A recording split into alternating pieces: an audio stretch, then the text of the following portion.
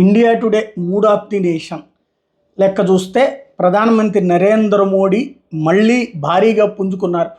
క్రిందటిసారి 240 బీజేపీకి విడిగా వచ్చినాయి, టోటల్ కలిపితే 290 వచ్చినాయి కదా, 292. ఇప్పుడు ఎన్డీఏ 324 స్థానాలు గెలుచుకుంటుంది, బీజేపీ సింగిల్గా 260 స్థానాలు గెలుచుకుంటుందని అంచనా వేసింది.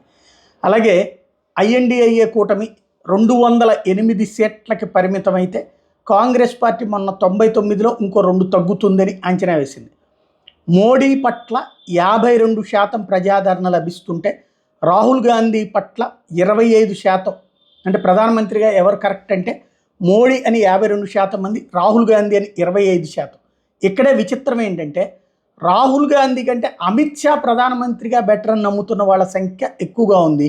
అమిత్ షాని 28% మంది.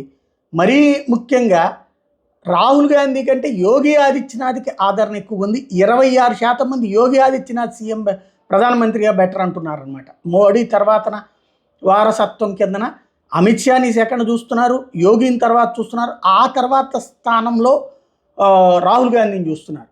ఇకపోతే భారతీయ జనతా పార్టీకి 41% ఓట్లు లభిస్తాయని, అదే సందర్భంలో కాంగ్రెస్ పార్టీకి 21% ఓట్లు లభిస్తాయన్నటువంటిది అంచనా.